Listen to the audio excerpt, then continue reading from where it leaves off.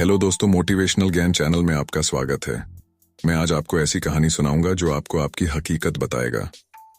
एक वक्त की बात है, एक कौवा एक पेड़ पर बैठा हुआ था और वो कौवा बहुत ही उदास और परेशान था। उस पेड़ पर बैठकर रो रहा था। पेड़ के नीचे बुजुर्ग बैठे हुए थे। जब उन्होंने उसे कौवे को दिखा तो उससे पूछा कि तू रो क्यों रहा है। कौवे ने कहा कि मैं अपनी इस काले रंग से और बेसुरी आवाज से बहुत परेशान हूं। जिसके भी घर के सामने बैठता हूं वह लोग मुझे उड़ा देते हैं। मुझे कोई पसंद नहीं करता है। तभी उन बुजुर्ग ने कौवे से पूछा, फिर तू क्या बनना चाहता है? बोल, मैं तुझे आज वो बना दूंगा। कौवे को लगा कि जरूर ये कोई ज्ञानी बुजुर्ग है। आज मैं जो इनको बोलूंगा ये मुझे वैसे ही बना देंगे। कौवे ने कहा, आप मुझे हंस बना दीजिए, मैं उसके जैसे बनना चाहता हूं। कितना सफेद और चमकदार होता है। ये सुनने के बाद बुजुर्ग ने कहा, मैं तुझे हंस तो बना दूंगा, लेकिन शर्त यह है कि तू पहले एक बार हंस से मिलकर आ। अब कौवा खुशी खुशी हंस के पास जाता है और उसे कहता है कि हंस, तू कितना खुश नसीब है, तू कितना सफेद और चमकदार है, तू तो बहुत खुश रहता होगा। हंस ने कौवे से कहा कि तुझे ये किसने कहा कि मैं खुश हूं? कौवा ये सुनने के बाद हैरान हो गया। हंस ने कौवे से कहा कि सफेद कलर भी कोई कलर है। जब पानी में तैरता हूं तो इस सफेद कलर की वजह से दूर से किसी को नजर भी नहीं आता हूं।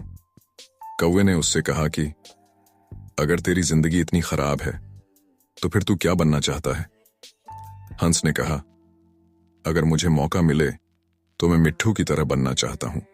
कितना मस्त हरे कलर का होता है, ऊपर से उसकी चोंच लाल कलर की होती है और वह सभी से बातें करता है।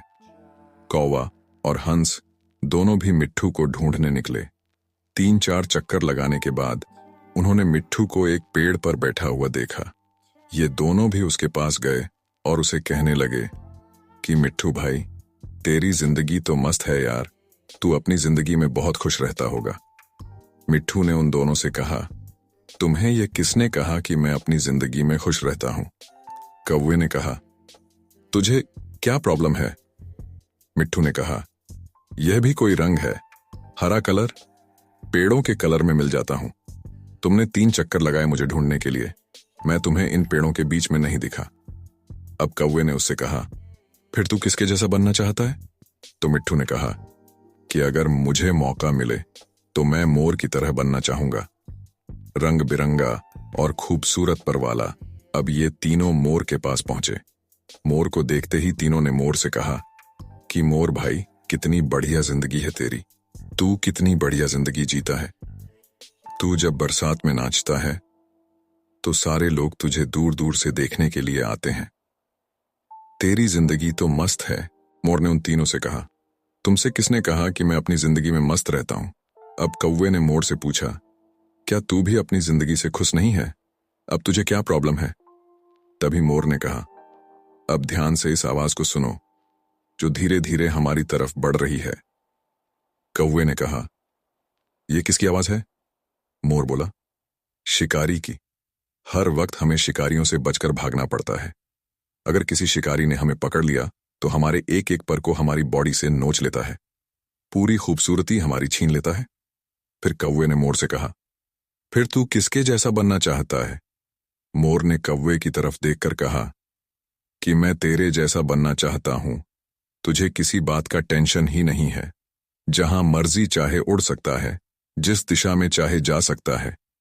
किसी शिकारी से तुझे डरने की जरूरत नहीं है, क्योंकि कोई शिकारी तुझे पकड़ता ही नहीं है और इंसान भी तुझे पकड़कर पिंजरे में नहीं रखते हैं।